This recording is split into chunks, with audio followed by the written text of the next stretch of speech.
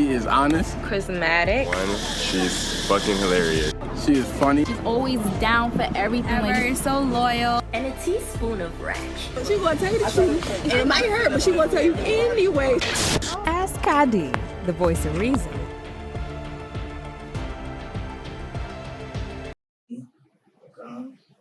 You're welcome.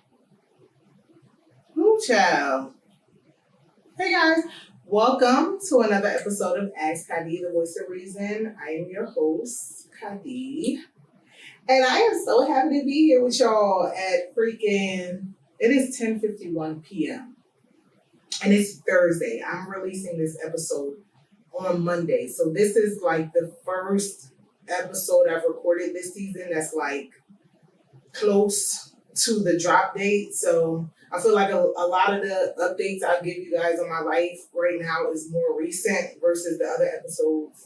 I recorded those in like April. And when did I launch? May. Did I? I can't remember.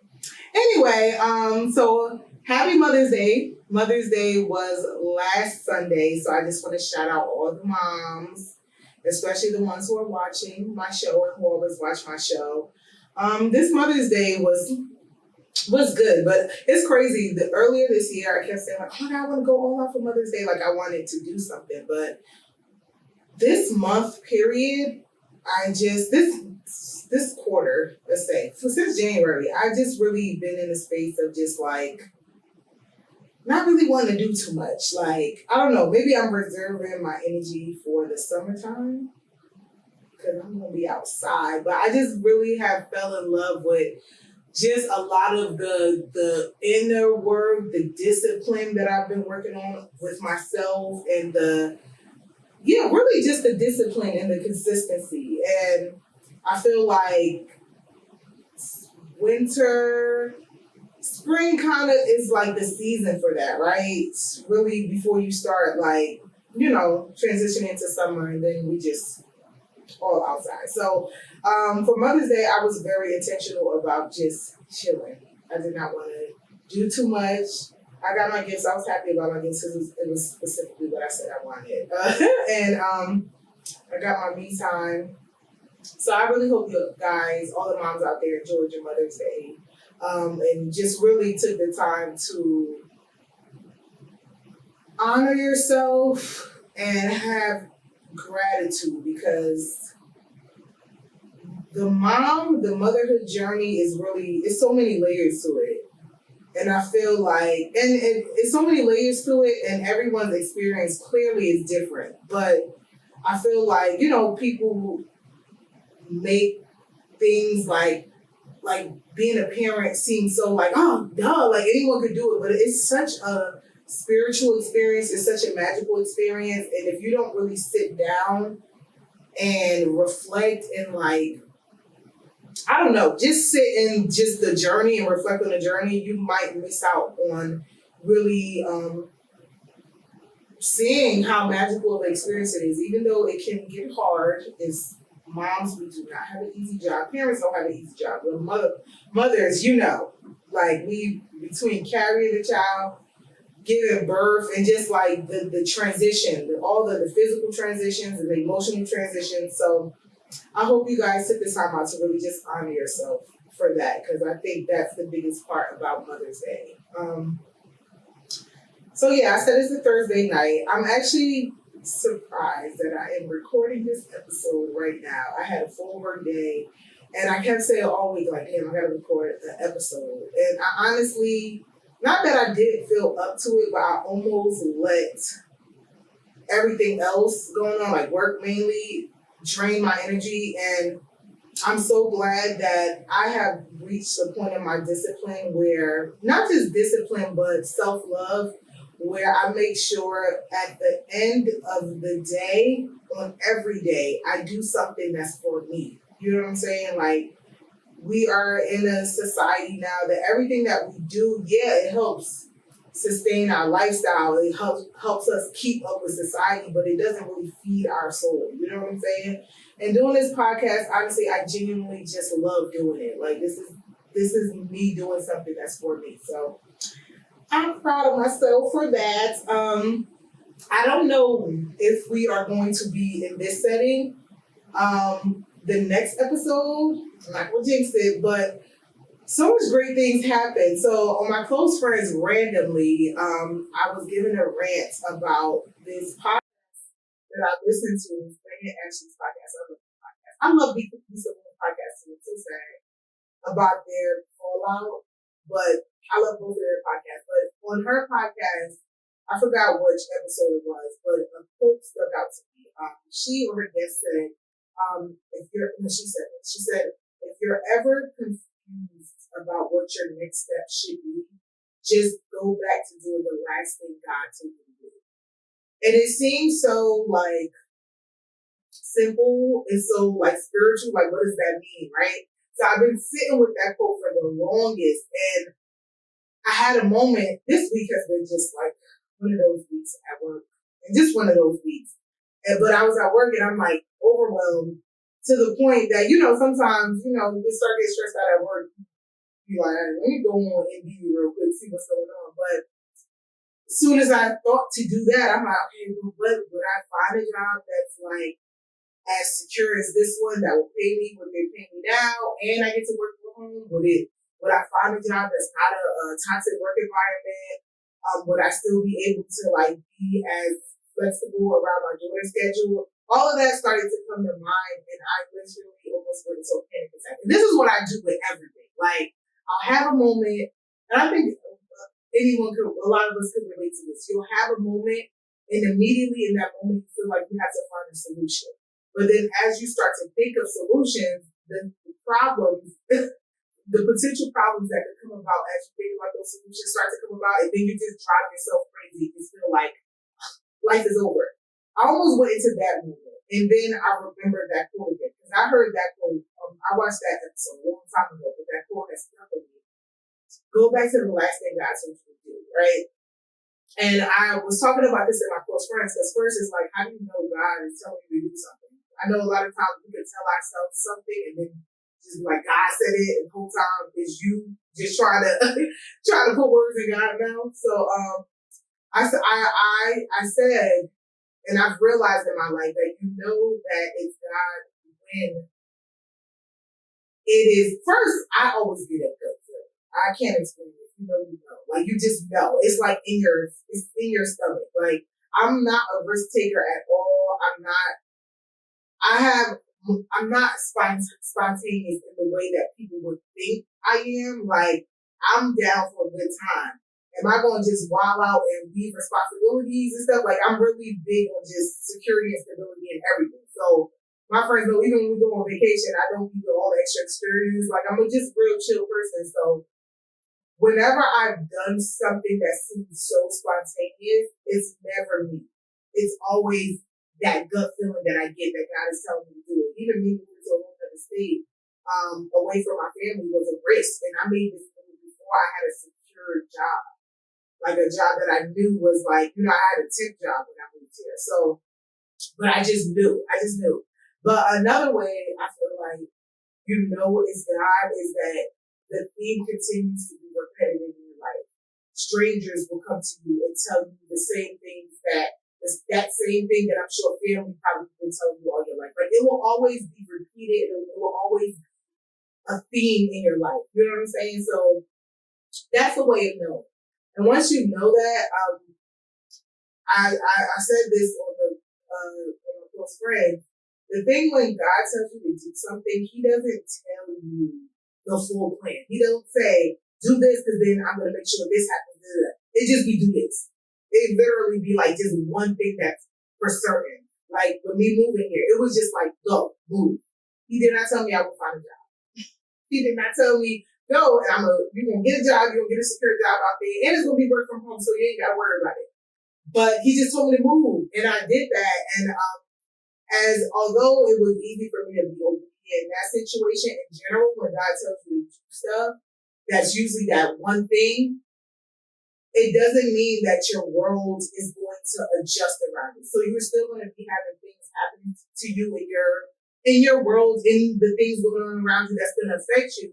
And sometimes that makes it easy for you to like kind of get off the path that God told you to get off the task that God told you to do. So in my case with that day at work, I was stressed out at work. And I'm like, what, I need to start considering next steps, right? And the last thing that God told me to do, one of the things, most of the things, but one of the examples I gave was my podcast. Like, this has constantly been a theme in my life. Every time I try to walk away from it, he told me to do it. So as I was sitting there, like, talking about looking for a new job, I'm like, girl, just go back to what God told me to do, which is my podcast. Also been just like, working on myself, working on my peace, working on being consistent, working on discipline. So that reminder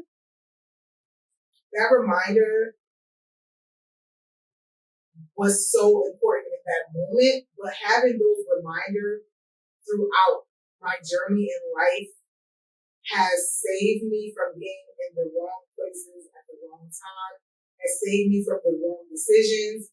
So, I just talked about that. And the part that I really can't fully go into, but literally the next day, I had someone that I used to work with, I used to reach out to me like, yo, I got to be studio, needs to come work. And a potential opportunity has come from that. So that was another sign that like, all right, God, I'm going to listen. You told me that. This is how, you know what I'm saying? He affirmed that by having that moment happen literally the next day. But anyway, this is not what this show is about. This kind of wanted to update you. So next episode, either way, I'm kind of for sure that we're not going to be here. I love my home. It's 11 o'clock at night. And I get to be up here talking to y'all. We're not going to be in here next episode for sure. I'm not going to, it's a surprise. But then probably after that, based on this opportunity, I might be recording out of another production studio. So we'll see. But either way, let's get into what I am extremely excited to discuss this episode, because it's something that like I've been doing, like I've been saying I've been doing, and that's self-evaluation. Like we're always, when those of us who are constantly on our healing journey, or that's just the theme now, it's a buzzword here on social media with self-evaluation. But I'm excited to talk about it because I feel like, I've learned that I've been doing it the wrong way.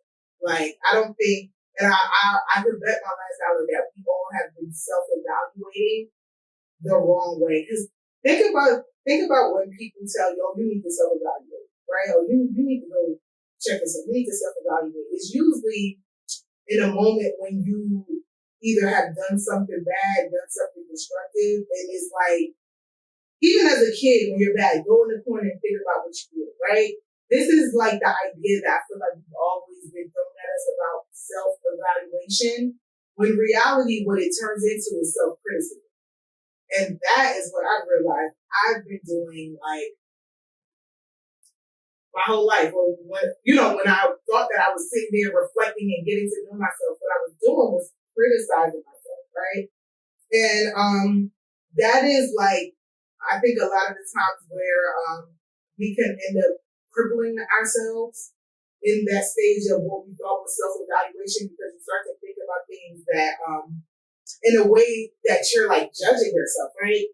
And then coming to these realizations, especially if it's really criticism, what do you do with that? You know what I'm saying? Instead, you end up growing in shame, you end up growing in resentment, you end up growing in just like you end up growing in all the wrong areas. I feel like you end up going backwards when you're in a place where you're constantly reflecting on yourself from a judgmental point of view, right? So I kind of I didn't come up with this. I want to share what I have been doing in this new approach that I've been taking with like self-evaluation, right? So the best way to approach, we're going to start with number one. One thing that I've been really big on doing is reflecting on my feelings. That is like, I think that is the start, because, and I talked about this in the boundaries episode, where a lot of the times the way we are responding to stuff that's happening around us is not really a reflection of how we feel. You know what I'm saying? It's not a reflection of what's really going on inside. It's really a defense mechanism. Like, I've noticed a lot of times sadness has shown up for me as aggression. Like, you know what I'm saying? Anger, defensiveness, sometimes numb. Like, you know what I'm saying? When I get sad, I like avoid or whatever like that. So reflecting on your feelings, specifically for me, it has been me reflecting back on childhood experiences and those feelings because it's so many moments that has happened now that I reflect back on it. And I'm sure a lot of y'all, now that we've grown, can think about it. You find yourself just thinking about stuff that happens, things that I want to say dumb stuff, but nothing's dumb, but like stuff that you just back then thought was not that deep. And then you sit down and think about it now, and it's like, oh, I'm still hurt, or that hurt me. Like I laughed about it back then, but I'm hurt about it now, right? So we don't realize that those moments that we numbed or we didn't know how to express or like define back then as kids became defense mechanisms as adults, right? So now we have a bunch of behaviors and a bunch of experiences that turned out a specific way. We don't know why, right? But what we don't realize is we really just are being defensive or trying to protect ourselves from feeling those emotions that we suppressed or we numbed as kids. So reflecting on your feelings is like the key to self-evaluation because, you know, like I said, when people tell you to self-evaluate, they often are telling you to just think about your actions. Think about how it made you look. They're actually pushing you to self-criticize. And they're actually pushing you to think of the external part. You know what I'm saying? Think about what you just did. Think about what just happened. But before you can think about what happened externally, you need to start with what happened internally when a moment happened for you or you experienced something. And like, that is, you know, I'm not, you always say, don't be selfish, be selfless. But that is a moment where I feel like when it comes to your feelings, when it comes to experiences that trigger something in you, you have to start with yourself. You have to care for yourself. And especially as an adult, caring for yourself. What caring for yourself really is caring for your inner child. Like that person, that kid never leaves. We get older, but we don't, I want to say every part of our life journey comes with us, right? So right now, I'm 32-year-old Kadi. I am also 6-year-old Kadi. I am also 2-year-old Kadi. And this is why you have certain moments with adults and you could kind of, you like, I don't know. I've had moments, especially when people are angry, where they kind of like transform to childlike to me. Like, you know what I'm saying? Like, you can see the kid in them, the way they respond to certain situations. And that's because those parts of us are still with us. So reflecting on your feelings is first. With past situations, with current situations, when something happened and you just like take a beat and figure out, well, okay, how do I feel? You know what I'm saying? Sit with how you feel. Before you even try to label it, just sit with how you feel and get to the core, the basic emotions that we learn as kids, happy, sad, embarrassed, like those basic words. I feel like a lot of times when you ask people like, what's wrong? They go into this whole description, like, cause this happened and this, that, and I would never do that to them and they did it to me. Whole time, what happened was you felt rejected. That's the basics. And even if you can't tell someone else that, you have to get to a point to self-reflect where you can be honest with yourself with how you feel, right? Like, all right, this kind of embarrassing. You know what I'm saying? I feel like shame is not something we like to admit out loud. But you gotta pinpoint it. You gotta know that that's what that is, because that's how you really get to a point of facing it, healing it, and moving forward. So, one, reflecting on your feelings. The second I would say is reflecting on your role in unwanted situations. This is a tough one because it's fucked up people out here. We ain't gonna front. I'm not gonna lie and not lie, but like I'm not living in this like rosy daisy world where it's like maybe they didn't mean it that way. No, people be dead ass sometimes when they be having you fucked up. They be dead serious. However, what can you do with that? What can you do? What can you do to change that? Like that is someone else. No matter what their relationship is to you, you can't do nothing about someone's fucked up ways. Like, you know what I'm saying? You can't really force them to change. You can't get them to see your point of view. Everybody is living in their own world, their own perspective of any situation. Me and you who's watching could be in the same room and we are having two totally different experiences to the same environment, same thing. So it's a waste of time, especially when something hurts you so bad, to sit there and ponder about how messed up that person was. Because it does not help you in your journey. You cannot jump in that person's body to get them to feel how you feel. You can't get them, even if someone apologizes. Like, I've had moments like where you like, okay, I just want them to acknowledge what they did. They acknowledge it. Yeah, that does a little bit, but it doesn't do enough depending on how bad the situation affected you. You know what I'm saying? If I lose $1 million or if I go broke and someone say, oh, I'm sorry, because it was someone else's fault, that's not going to get me my money back. And that's not going to honestly lighten the load. That was a weird example, but y'all get what I mean. So always reflecting on your role in unwanted situations. And you do play a role.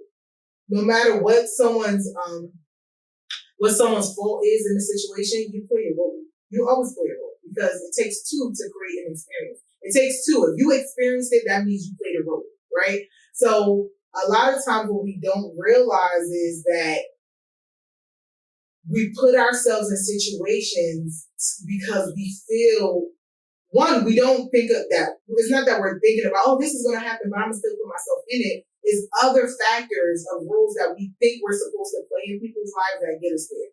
And for me, a lot of areas where I had to kind of accept my role and like falling outs and disagreements and like just bad situations for me. One is people pleasing.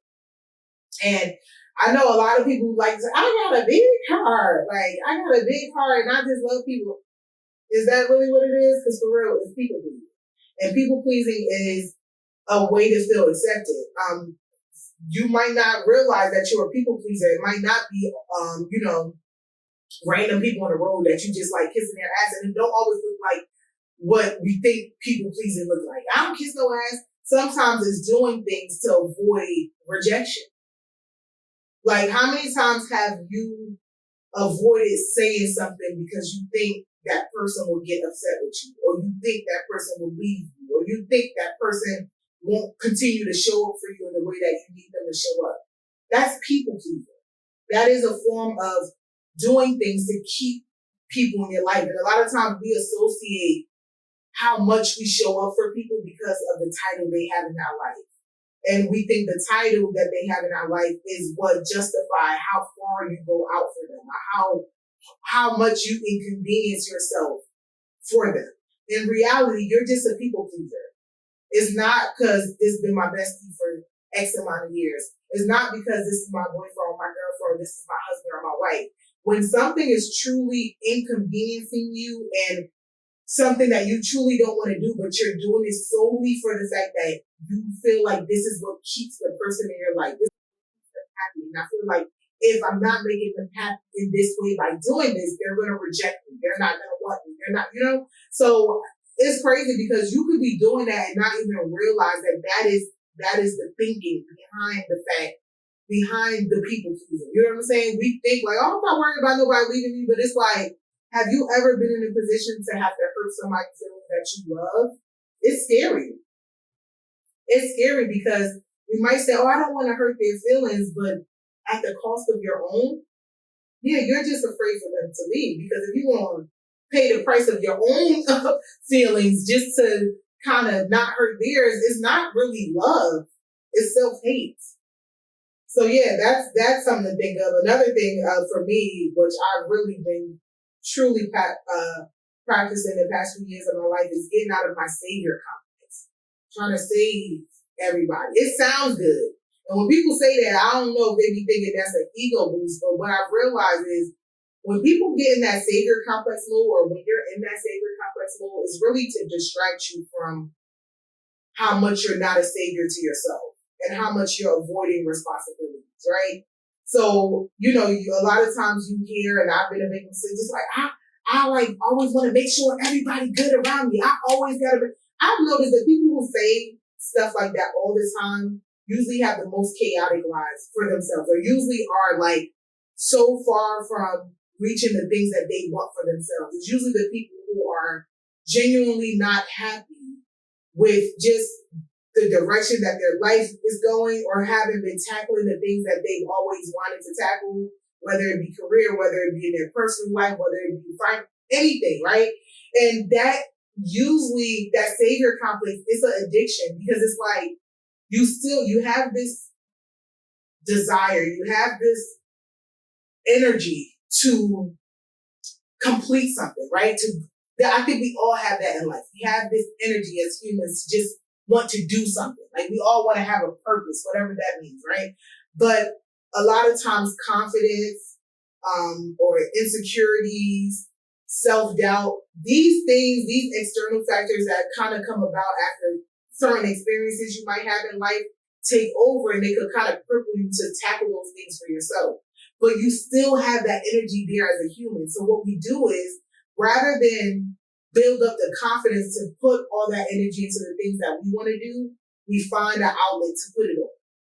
And then that leads to resentment, because you expect that person to have an extreme level of appreciation for the things that you do as you're trying to be their savior, right? And I know people say, like, oh, don't ever go out your way for somebody because they gonna tell you, well, I ain't asked you. And that's the most messed up thing. But in real life, they didn't. They did. You had a choice. You had a choice. And it's not no one's duty to truly, I feel like, not appreciate, because you should always, that's the decent thing to do. But it's like, if somebody just walked in here and gave me a donut, I don't want a donut right now. I don't really care for a donut. Like, I'm not pressed for a donut right now. But if somebody who really wanted a donut decided, you know what, I really want this donut, but I'm going to give it to you, honey. And I just go, oh, okay, thanks. Maybe I don't eat it right away. I just put it down. Now they sitting there staring at, like, she's not going to eat it? Like, I just went out my way to get this. Like, this is what we do when we put ourselves in an unhealthy savior complex in the relationships that we have. Because now you want to monitor how that person appreciates or handles your assistance.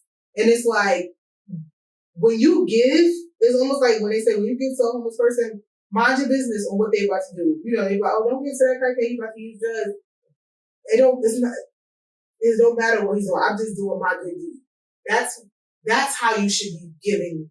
You know, that's how you should be helping people in your life, outside your life. It should always be in a place where what they do with it is their business. I'm going to not go out my way, but if I have the extra resource, if I have the extra time, if I have the extra patience to do something for you, it's none of my business. How they choose to do it, whether they choose to abuse that help in the moment or whether they choose to appreciate, it's none of my business. You should be doing it just out of the kindness of your heart. So there's that. Number 3 is reflecting on times when I was unconsciously projecting. And I put unconsciously because I know when people are like, you're projecting, a lot of times you don't know when you're projecting, right? You don't know when what someone does or what they say triggers something in you to respond. You know what I'm saying? What it is you're not responding to the specific situation that's happening. You're responding to a trigger that's being pulled out from past experiences, past insecurities that you're having and stuff like that. So kind of catching myself when I do that. Like for me, I was thinking about like moments where whenever I feel like I'm getting criticized, especially in relationships when I'm really close to somebody, what I feel like is a criticism, right? And it's not usually a criticism. It's like usually when somebody else is saying like, okay, for example, you did this and it made me upset. If I know that whatever I did was not intentionally to get them upset, I literally get so defensive. Like to the point that it comes off. What I later realize is that I'm not even considering, like, they're just saying, look, you hurt my feelings. Like, you know what I'm saying? They're not trying to say you're a bad person. But the way I used to act was like, I had to defend my honor. Like, what? And I realized that I think I had that response. I used to struggle with having that response because for so long, I would not honor my own feelings. So in all of my relations, it's always handful of moments or 10x millions of moments that I could think of where they potentially did something to hurt my feelings and I just brushed it off. Or I just numbed myself through it. Or I just like downplayed how it made me feel, right? So when a moment comes where they are honoring their feelings, my defensiveness is really projecting resentment. Because how dare you care for your feelings and I sat there and dishonored mine. You know what I'm saying? So that was a struggle. And I think, I want to say it's still a struggle, but I have been becoming more intentional about like, when someone is saying something to me, not taking it, that like, especially like, oh, you did something to hurt my feelings, focusing on what they're saying and not allowing my projection of how they should feel. Like, I meant it this way, so you shouldn't. Why are you upset or whatever like that? So that's a big part is self-reflection. Catching when you're projecting. And it's hard to do. That's not something that you just won't learn how to do in one moment. Because I feel like there's always a moment where you're realizing like, bro, this, like you're realizing you're projecting because you don't realize how much your body and your spirit collects inventory of things, of situations that really hurt. You know what I'm saying? That you may have not allowed it to hurt you in the moment, but it still keeps it. Like, even though you weren't conscious of the hurt in the moment, your body stores it to come back up later. It's, when people say, like, I just been holding everything in, I'm just going to explode. That is a real thing. That's not just a cliche that people say or just a saying. That is a real thing. The more you continue to collect hurtful experiences without allowing yourself to feel it and deal with it in the moment, don't think it went away.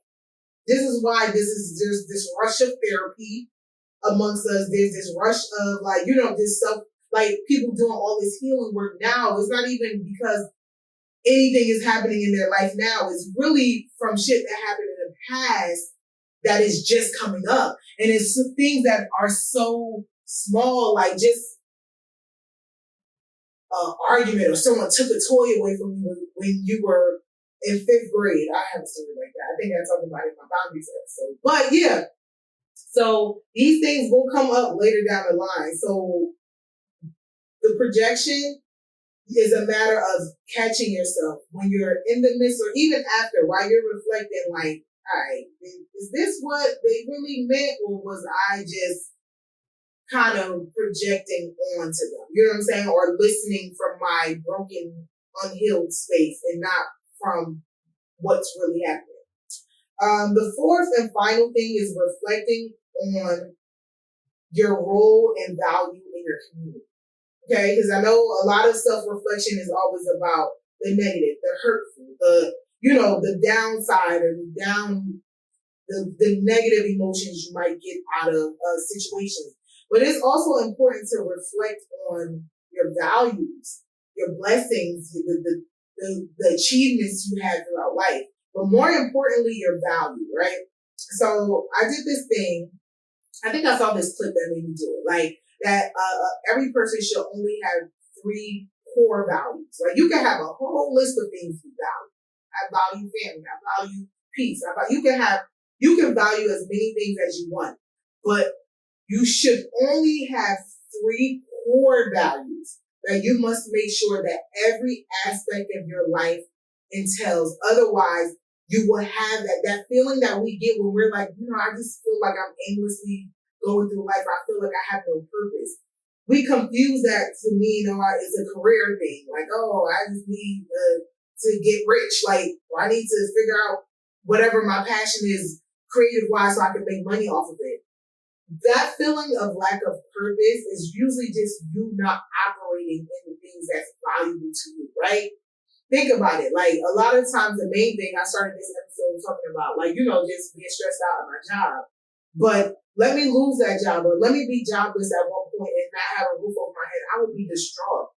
But while I'm in it or while I have it, it's not doing enough to keep me passionate. So on days when I feel like, oh, all I'm doing is working, I'd be feeling like, depressed or down. You know what I'm saying? It's because those three core values weren't met. So what I did was I looked up a list of values. I literally on Google and put up values. Like, what are some values, right? And go through the list. It was like 100. It was a bunch of, things that you would consider a value on the list. And I narrowed them down. And I feel like how you narrow them down is like really looking at experiences in your life and consistencies and roles that you played in life, right? I feel like who my family, as far as like my siblings would say I am, is the same thing that my friends would say I am, is the same thing that when I went away to college to a whole new city where I didn't know anybody, they would say who I am. The multiple jobs I've worked, if you reflect on every aspect of your life or every part of your life you've been in, I promise you, there are things that's consistent about the role you played and just the experiences, right? So as I was looking up the roles, I narrowed down mine to three. So it was community, growth. I can't think of the other one right now, but let me tell you how I narrow down community and growth, right? Community, I grew up, I know East Orange, if you don't know, I grew up in East Orange, New Jersey, small town. I lived in the same apartment building for most of my childhood until I was like maybe 16, 17. I lived on the same block until I was an adult. So from a newborn to an adult, right? And I grew up in a community. Like, first of all, if you grew up in a building in the hood, it's like everybody's like family in the building, right? But you would think that's just because I grew up there. But then when I went away to college, that was a thing. It wasn't just like, it wasn't about me just meeting one friend. Like, okay, I just need to find my crew. I was always, and I have this reputation because people are like, oh boy, he about to bring such and such around. She bought this random person. And literally right now, every single, like my friends from childhood, my friends from middle school, high school, college, and from work know each other. Like it's crazy. I could be talking to my childhood friend and I'm like, yeah, you know my friend from such and such. I'm like, yeah, I met her. Like everyone in my life knows each other because I'm big on community. I'm big on bringing people together. So even when I was in college, if I made a friend, it wouldn't stop there. It would be like, I made a friend. Now, I want you to meet this person. Like, you know what I'm saying? And what really confirmed that for me, like I've been doing that throughout my life, but when I moved here to a new state, in Pennsylvania, I'm really not big on trying to make friends out here, but I have, right? I don't really socialize out here that much, but like something that's small, like as dropping my daughter off at the school bus, I met a mom, right? And I talked to the mom, blah, blah, blah. And then I met another mom, but they don't know each other. And I remember I'm talking to the other mom and I had this desire to just bring them together because what we was talking about, I'm like, oh my God, she would be perfect for her. Like, you know what I'm saying?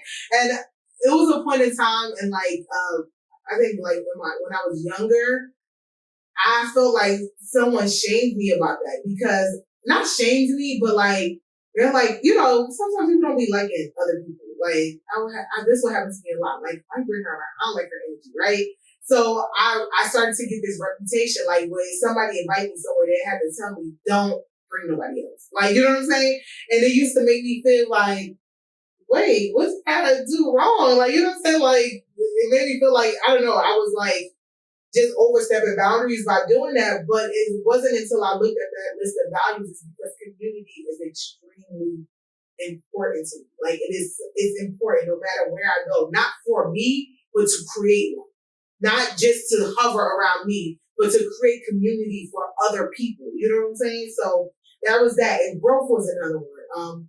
One particular memory that stuck out for me after I had my daughter, you got that I had maternity, I was on maternity leave for 3 months. And I got back to work. That job was my first big girl job. I literally loved first of all of the people, well, not all, but two, one of them are like, they're like my sisters now. Like, but my team, I love them. My managers, it was the first time I had managers that I used to key with. Like, I actually really, really liked them. Like, it was no reason for me to want to leave that job. And I got back and literally I found myself just randomly looking for new job opportunities. Because at that point I was at the job for 2 years. And it wasn't even a money thing for me. Like I'm not really like what I was making at the time was sustaining me. So it wasn't a rush for money, right? But it was just like I need to constantly feel like I'm growing. And I don't want growing to sound like elevating, like I gotta be making more or doing more, but growing, expanding this way, not vertically, but horizontally. And I feel like I have to have new experiences to do that. I'm not always just thinking about what I'm gonna gain, like externally or monetary from things. I'm always trying to grow spiritually. I'm always trying to get new experiences to realize new versions of myself and challenge myself. So because I reached a point at that job where it's like, this is comfortable, I gotta switch it up. And literally ended up leaving that job, and it's crazy because after I secured a new job that week, I didn't even get a chance to give them my 2 weeks notice. They laid. So I'm telling you, this goes back to what I said earlier. God, I'm telling you, when you listen to what God tells you to do, because He definitely told me to start looking for that job, but I had this urge to. So those are 2 examples, and you know it's a core value because, for example, I value family. It's not a core value. That doesn't mean I don't love my family to death. But if I had an opportunity for growth, for example, me moving to another state by myself, that was growth for me. Because it's like, bro, everywhere I've been, I lived in the same city my entire life. Yeah, I went away to college and came right back to that city.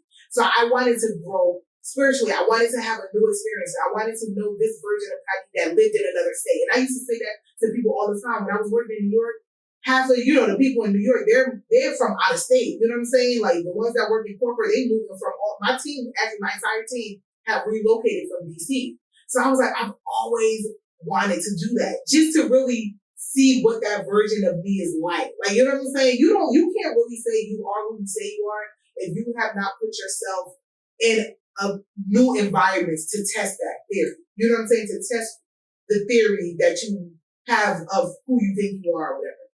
So that, but like for me moving out of state, mind you, my daughter at that point was only 3. I had so much support from both sides. That side, I had so much support. Like literally, when I had my daughter, most people like, I didn't have to do much of a transition as far as going back to work. When I say I used to get up, my first day back to work, I would get up and leave my daughter sleeping in bed and just get ready to go to work. My sister would be home. Literally, my sister, Arlie, was her baby. Like, my mother was home. Like, I just had so much support. And I had clearly so much love. All my friends are there. So the fact that I chose to move to another state and lose that experience for the sake of growth is how I know, okay, growth is a core value for me.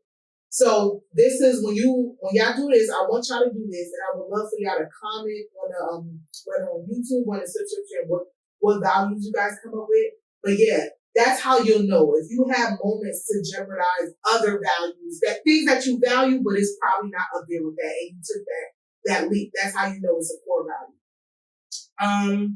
So yeah, those are the 4 ways that I have been approaching self-reflection, right? But I also want to touch on things that you should avoid when you are in that state of self-reflection, right? Because like I said earlier, we often confuse self-reflection for self-criticism.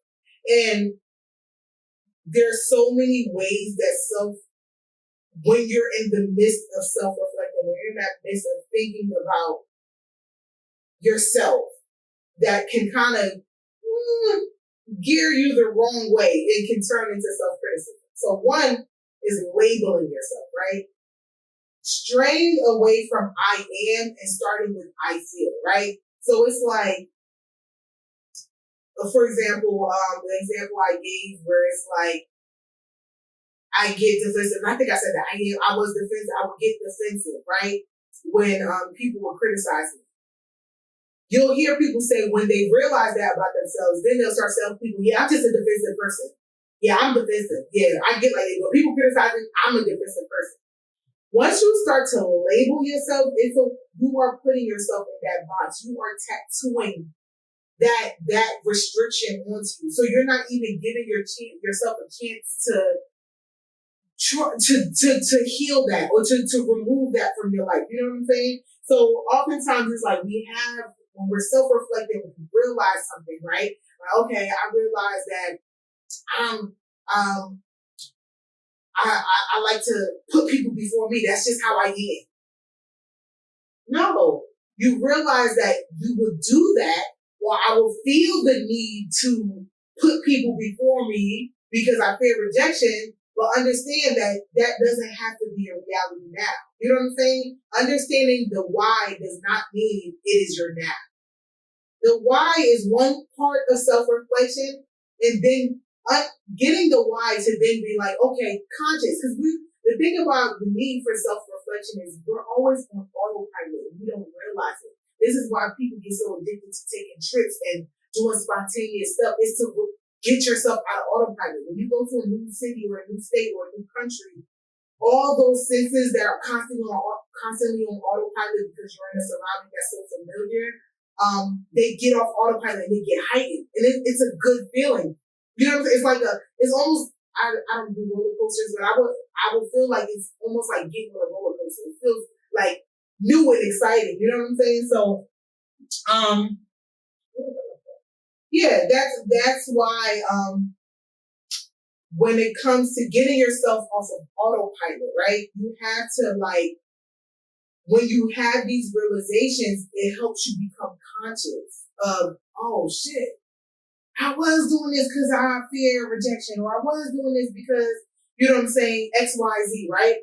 And then now you realize that you could be conscious and then be like, I'm not going to do that no more. Or I'm going to catch myself when I'm doing that and realize this ain't that. You know what I'm saying? Like, I'm not going to move because I'm like, when I notice that I'm doing this, I'm realizing, oh, it's because I'm scared to be rejected, and I can remind myself, like, this person's not going to reject me. This person loves me, or I shouldn't be fearing rejection in this relationship if I believe this person loves me, right?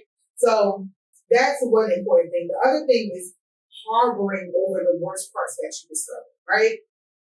Self-reflection gets deep, and yes, you are going to bring about some dark thoughts or some deep thoughts, some thoughts that were probably deep hidden in you that you probably never wanted to come up. However, when you do pull them up and you allow yourself to not just reflect but feel the emotions that come to some of those deep, dark parts about yourself, it is important to then know when to release it, right? The process of self-reflection should be discover, reflect, and release. And when I say release, I don't mean, oh, just heal yourself. Well, it doesn't work like that. You're not just going to realize certain things about yourself and just heal. I feel like release for me means like coming back to the present. AKA, what am I going to do about it now, moving forward, right? So it's like, I discovered this. Oh, I'm a person that don't trust people. Discover, I reflect. What made me have trust issues? Well, there was this one time, this happened. There was this other time, this happened. There was this other time. Okay, we're reflecting. We're honoring the emotions of the things that we're reflecting on, because 9 out of 10 times we allow ourselves to experience the emotion that came with those things that happened. But then we release, as in, moving forward, I'm going to give myself the permission to allow myself to trust people. So that's an example, but discover, reflect, release. Come back to the present. Don't sit all day. Understand that when you are realizing some of these moments that you're reflecting on, and as you're feeling the emotions, they have already passed. Life has already moved on. Every second is a day to start over. Every second is a moment to start over. So you don't have to be like, oh, I realize I have trust issues. Now I'm going to get married. You start defining it. You start cursing your future for real, because we know the tongue is powerful. So then it's like, oh, I got trust issues. This one I'm never going to be with nobody. I ain't never going to get married. You got to catch yourself when you're doing it. That's harboring. That's like, don't become obsessed with the dark parts that you find. Don't become obsessed with anything that you find out. Have a moment to reflect on it, but know when to release it. Number 3 is using what you discover as an excuse to continue with the same bad decisions. The reason that you may way you act, the reason why you are hurt the way you hurt does not mean it's a reason for you to continue that. Like I said earlier, it is not a reason. And I think sometimes it is a relief when you are self-reflecting, especially when you reflect and realize something that you weren't conscious of. It is a relief. Like, you know what I'm saying? It's moments like with therapy, when I brought up rejection, I realized that in therapy, my therapist, I was telling her, I forgot what story I was telling her, but I was telling her about something else that was happening to me in the present. And she was like, have you ever struggled with rejection? And I never, ever thought I was a person that feared rejection. Because when we think rejection, we think, oh, I'm scared people ain't gonna like me. I'm scared that he ain't gonna have a crush on me. I'm scared they ain't gonna want to be my friends. And I never went through life with that conscious thought. Like, I've always went through life knowing, oh, I'm gonna make friends. I went through life knowing, I'm pretty. Like, I never had those conscious thoughts. So when when I said rejection, no, then I told her the story, which I think I talked about in previous episodes about in kindergarten when a friend, someone, not a friend, because I don't know who she was, but a classmate didn't want to share her toy with me and told me no. I remember that moment, and I feel like that moment started me never putting myself in spaces where I will be rejected in that way. So even though I have and had great friendships and had great relationships, I would never allow myself to be too vulnerable in my needs. You know what I'm saying? Like, I would like it was a point in time where it's like, I don't want people going out there waiting for me for my birthday. I'm like, oh, whatever you want to do, whatever, you know what I'm saying? And it was because I always feared that rejection. I used to say, oh, I fear disappointment. No, it's because someone telling me no, or someone telling me they can't, or someone telling me, oh, not falling through for me, brings me back to moments in my childhood where I received it as rejection. You know what I'm saying? Because I didn't have the mind to really understand what was going on, right? It was times where, my mom got deported when I was young, and I would send graduation invites to extended family members. And they will, some will make it, but there will be times when some people couldn't make it. And now that I'm an adult, I understand. Like, you know what I'm saying? People had jobs, people had a lot going on. But younger me received that as rejection. You know what I'm saying? So when I realized, oh my God, rejection is the reason why I am the way I am, it was exciting because it's like, oh, I finally got something to pinpoint what makes me that way. Because a lot of times, some of the qualities that we have, we think, when we say it's our personality, we think we were born with it. And it's like, no, you wasn't born with it. A moment happened in your life that triggered you to be that way, right? So yes, you get excited, but it doesn't stop there. It's not like, okay, this happened to me. Yeah, it's rejection. You still have the responsibility, now that you are conscious of it, to change it, to acknowledge it, to be present when you are doing it so that you can, you know what I'm saying, have more control over your life. So the last thing I would say is don't judge yourself. When you are in a state of self-reflection, remove the ego. It's so important to remove the ego because it's hard, but it's important because ego is the third, you know what I'm saying? There's your inner voice, but then ego is kind of your external voice. It's the voice you give to your outside world, right? Because once you realize this, it's like, oh, everybody gonna say this. Everybody think this. When we are saying what we think other people are going to feel about us, or what we think other people are going to, that's ego. That's ego talking to you. Because ego is what helps us navigate our external world. But self-reflection, there's no room for ego in self-reflection. Self-reflection is a spiritual experience. It requires your inner voice, not the voice you give to your outside world. So be careful to not judge yourself, especially when things come about that's that was there's going to be moments that makes you ashamed or oh, I didn't do this, or, you know what I'm saying? But you have to honor that. It's your inner child. You know what I'm saying? The people who have kids or just being around kids, when you see they have those shameful moments for yourself, the first thing you want to do is kind of pull them out of that. Don't feel that way. It's okay. Talk to yourself like that. Talk to yourself like you were talking to your 2-year-old child, your 2-year-old niece or nephew. It's so important to talk to yourself with the most nicest voice and not the harsh ego that's going to be judging you and criticizing you and labeling you. So yeah, those are the tips that I've been using and I'm in the space of using. I really hope that you find it helpful.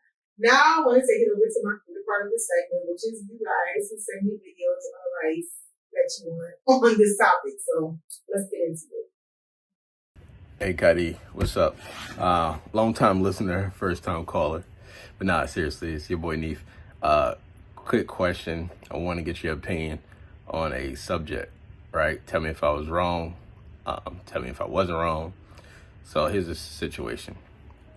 A few years ago, my wife became a mom, and I asked her, hey, what's your passion, right? Because I always ask family, I ask friends. Sometimes I just ask that question. And she replied, being a mother is her passion.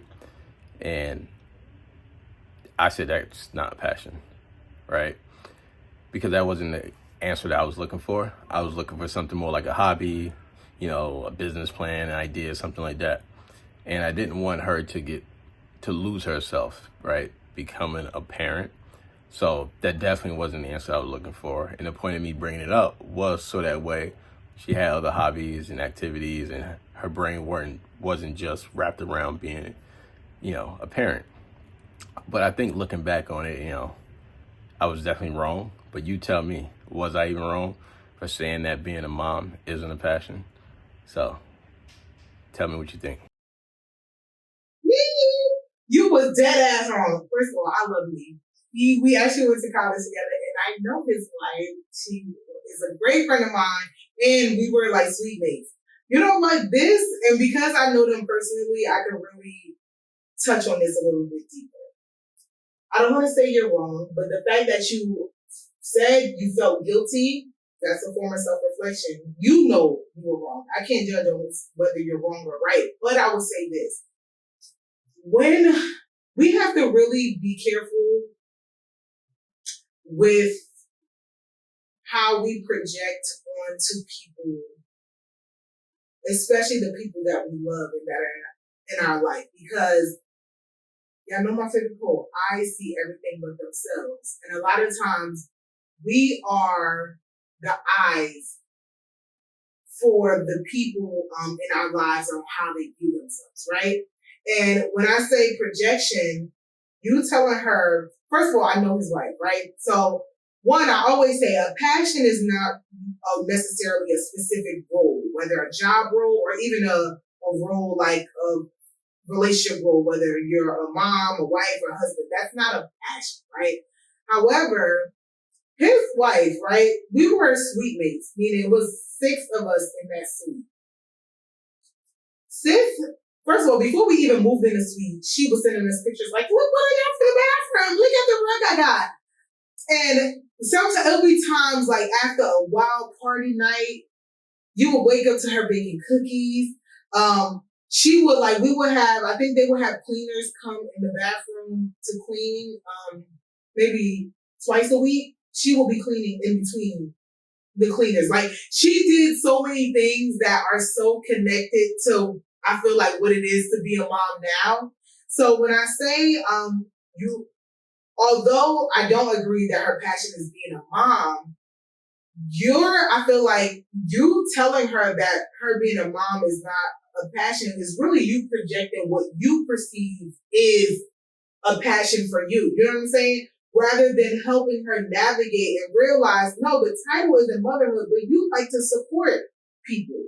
She's, and I'm saying this because I know her, but she's someone that loves to support. And what is motherhood if it's not support, right? So rather than telling her, no, that's the wrong passion because you're projecting, it was your moment to help her navigate. Like, okay, well, you really like to help and support. Why don't you, use that this way, right? I feel like sometimes, and I'm coming at you, me, but I have been guilty of this. Like, me and my sister was just having a conversation. Me and my sisters are like, me and both my sisters are polar opposites.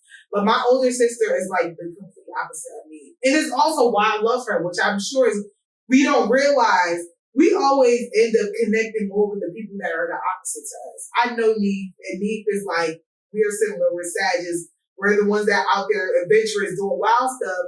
And being in relationship or even surrounded by people who are the opposite is what helps keep life level for us, right?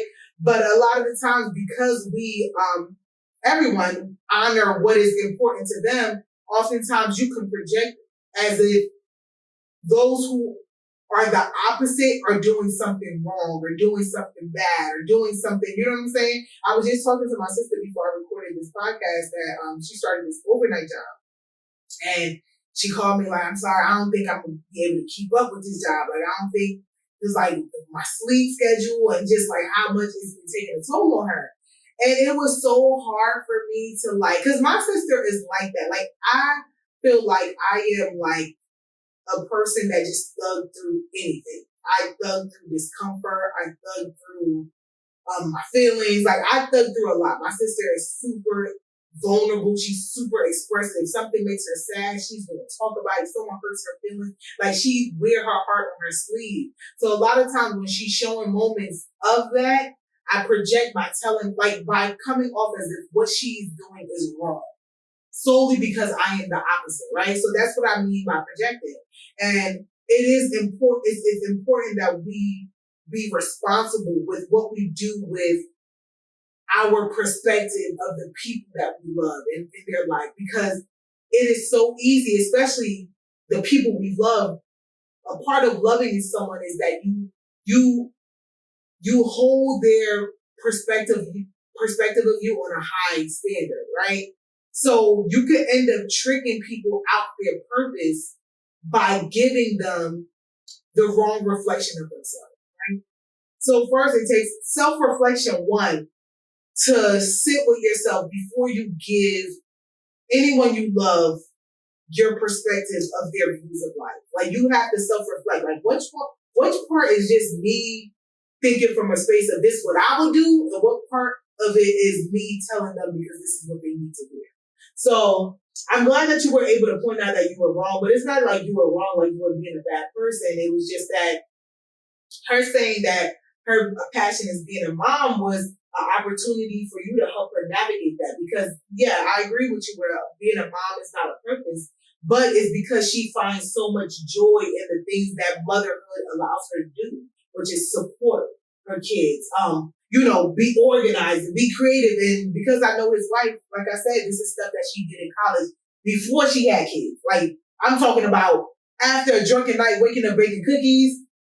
I'm not surprised that she said being a mom is her passion. So yeah, thank you so much for sharing that. And that is something that I feel like we all struggle with when it's like, especially me as a Sagittarius. I'm like, was I wrong when I said this? Because we tend to be really blunt with our opinions and perspectives of life.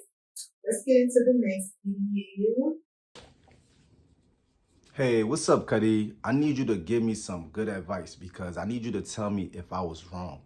I had to cut this girl off because one time in my life, she decided to act funny when I got locked up, got in some big problems with the law, and this girl started acting funny, man. Some people are gonna ask like, what was funny? And I'm gonna tell you, like, I was paying the bills, I was doing everything, and let me not cap, maybe I got caught cheating a couple times, but yo, this is life. But at the end of the day, when somebody or a significant other get locked up, you gotta be there for them, mentally, morally, and spiritually and all that. But I felt like after that happened to me, this girl wasn't there for me the way I expected her to be there, because when I was there for her, I was going hard. But little things happen, like, first of all, no more sex. I didn't get no more sex, you know what I mean? The girl used to cook every night. The cooking started to reduce. It's like the girl was getting me ready for jail food already. And the worst thing, but I never told nobody this, like one time she got in the shower, I went through her phone. Some guy was trying to talk to her. And he asked her, yo, specifically, do you have a boyfriend? This girl had the audacity to say no. A whole me, who's paying the bills? Biggest L I probably took to myself, because to this day, she doesn't even know that I know that. But I'm the type of person, I'm a real stand-up dude, man. I stood on business. I didn't let her know, because I know without her, I probably would have had nobody at the moment. So Even the little bit of treatment that I was getting for her, I appreciate it. But after all of that was said and done, a year later, I got back on my feet. We were no longer living together because I took a long trip overseas, you know what I mean, to get my mind right. But when I got back, the girl had the audacity to call me and be like, start talking and saying words like, when we get back together, we should do this. We are gonna do this.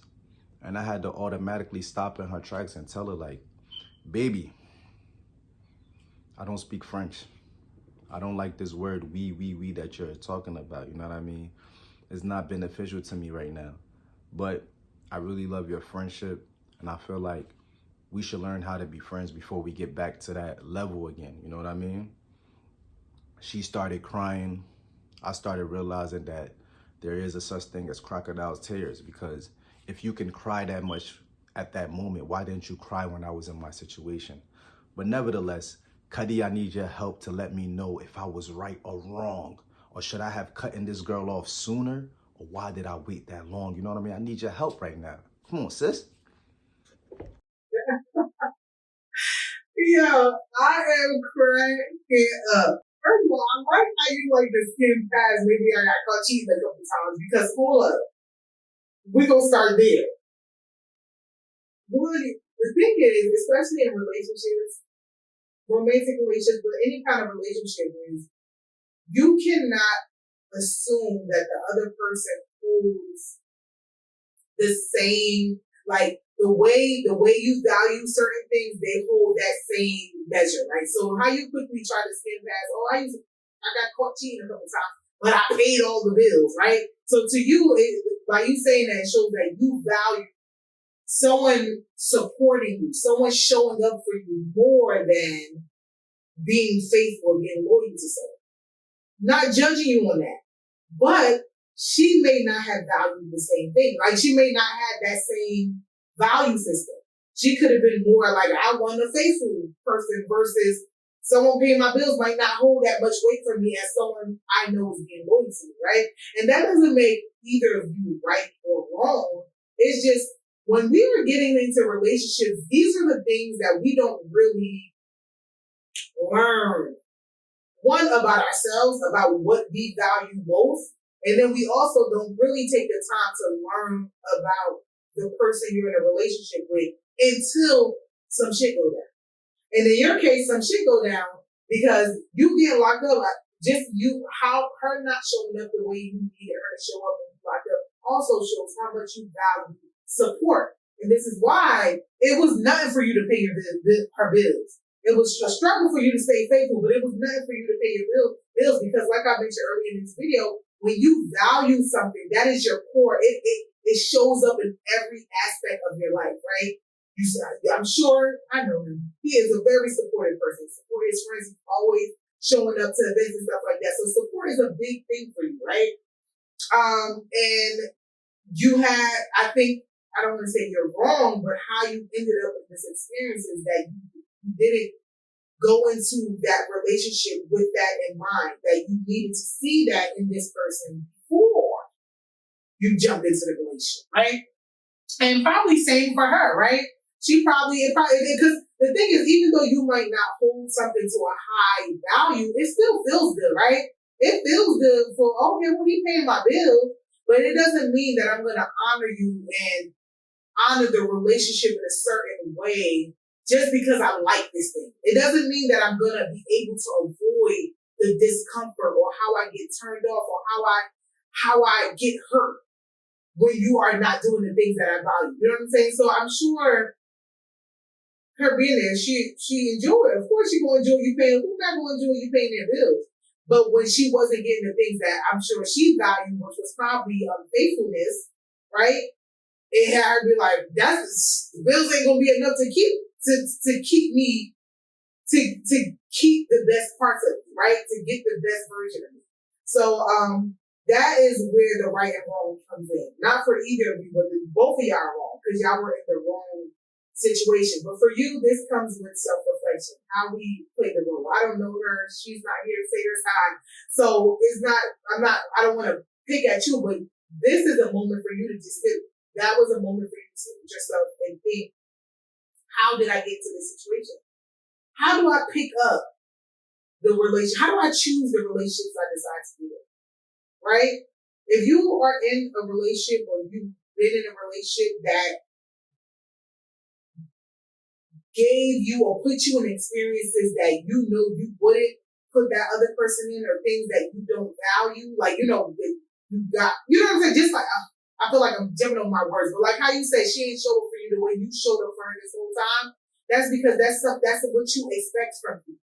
But how did you end up in a situation that don't give you that? That's because a lot of the times, and I'm saying you're doing this now, I know this is an old situation, a lot of the times we're not intentional about who we let in our lives, romantically, friend-wise, everything. It's not intentional. A lot of the times, especially when we're young, we just go off of feelings. This just feels good. And everything feels good until it don't, right? But the thing is, some shit will happen, especially in romantic relationships, that will change your brain chemistry for life. Because I could only imagine you seeing that text, how much of the future woman that you dated had to pay for that. Because love, being betrayed, being hurt, being let down in love will change you in ways that no other trauma will change, right? And sometimes you will never be able to get that old you back. You know what I'm saying? That old you that probably trusted. After you saw her phone, I'm sure you like, I ain't never trusting a woman's phone. I ain't never trusting what a woman is doing on her phone. Even if you end up marrying somebody, that's going to always be on the back of your mind, right? So that's why it's so important to be intentional when we date. Like, what is important to you for real? Not what is, oh, this is just a good time. Which is, I feel like how a lot of relationships end up coming about. It's like, this is a good time. It's really not, right? So it's like, have a good time, but also pinpoint. Don't wait until marriage. I feel like it's until we get older, we get this does this person think like me? Does this person like God like me? Is this person passionate about certain things? Like, that's when we want to start pinpointing. It's like we need to have been always doing that. The moment you decide to date, you have to start by being intentional and really making sure you're choosing the people that hold the things that you value just as much as you do. That's my advice. Thank you all so much for tuning in. This was a good episode. It's late. It's literally 12 a.m. That's why I started stumbling. It's my bedtime. But I want to shout everyone out who's currently listening. Please, if you have not already, subscribe to the YouTube channel. Make sure you also like and rate the podcast on Apple Podcasts. Please. That's what gets my podcast up there. Maybe one day we'll end up trying. If you have any questions or advice, things that you need advice on, you can send it to askkadi.com. You do have the option to send it anonymously, or you can upload a video and end up on an episode like you saw today. So, yeah, thank y'all. See y'all in the next episode. Bye.